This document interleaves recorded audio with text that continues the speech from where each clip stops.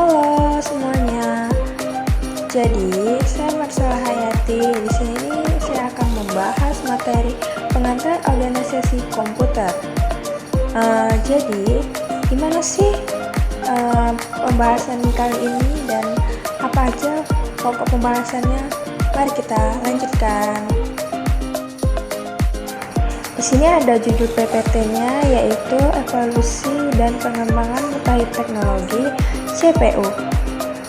Di sini ada generasi yang pertama, yaitu vakum tube sejarah.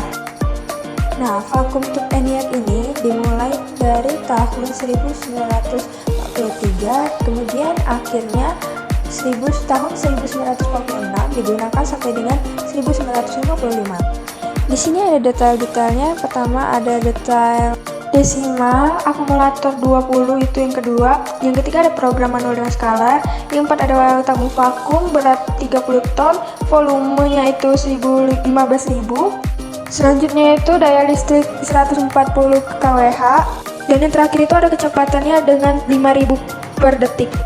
Slide berikutnya itu Turing, konsep program yang tersimpan, struk program context. Nah, struktur mesin ini terdiri dari memori utama, itu fungsinya untuk menyimpan data maupun instruksi. Yang kedua itu ada arithmetic logic unit atau ALU untuk mengolah data biner.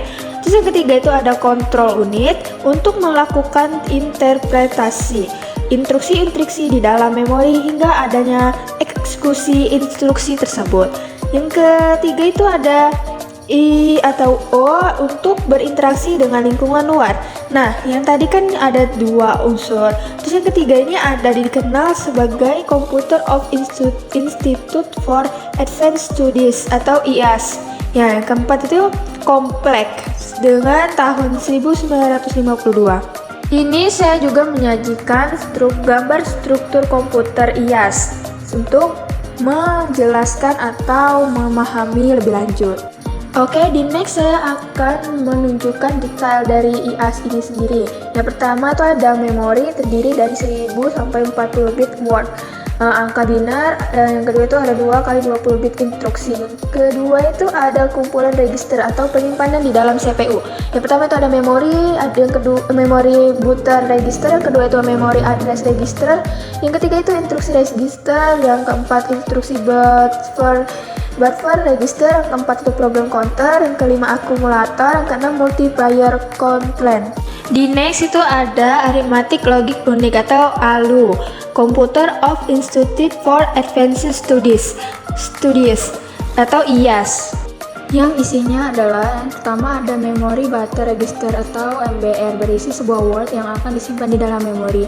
Kedua itu ada memory address register atau MAR untuk menentukan alamat word di memori untuk dituliskan dari MBR atau dibaca oleh MBR. Yang ketiga itu ada instruksi register berisi instruksi 8 bit kode operasi yang akan dieksekusi.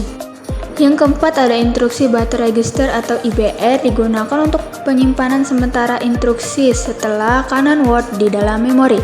Yang kelima ada program counter atau PC berisi alamat pasangan instruksi. Kemudian yang terakhir ada akumulator atau AC dan multiplier content atau MQ digunakan untuk penyimpanan sementara operand dan hasil ALU. Oke, yang berikutnya itu ada pengenalan komputer komersial di slide berikutnya. Ini dia lebih cepat, lebih banyak memori. Seri IBM pertama itu adalah seri 701 tahun 1953, yang kedua itu seri 702 tahun 1955. Ya, kemudian kita akan melanjutkan ke slide berikutnya, yaitu di mana generasi kedua. Yang generasi kedua ini isinya ada pertama itu transistor. Sudah pasti bentuknya lebih relatif kecil. Terus yang pasti itu lebih hemat listrik, terus terbuat dari silikon. Kemudian ini ada transistor sebagai dasar komputer. Perusahaan NCA dan RCA adalah perusahaan yang mengembangkan komputer berukuran kecil.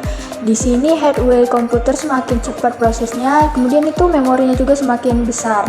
Transistor ini menggunakan Digital Equipment Corporation atau DEC. Itu tadi terlihat sekali beberapa perbedaan perkembangan generasi ke generasi. Yang selanjutnya itu ada generasi ketiga. Di generasi ketiga ini ada Integrated Circuit atau IC, di mana terdiri dari beberapa lempeng matris. Tiap kepingnya terdiri dari gate dan memory cell. Gate adalah gerbang yang mengimplikasikan fungsi-fungsi bold atau logika sederhana. Gate terdiri dari NOT, AND, dan OR, berisi titik input dan output. Memory cell itu adalah perangkat penyimpanan suatu bit data. Dengan keuntungan-keuntungan yang didapat dari upgradean generasi dari yang tahun-tahun sesudahnya. Kemudian ini ada generasi selanjutnya. Untuk pembahasannya itu ada generasi komputer dari masa ke masa.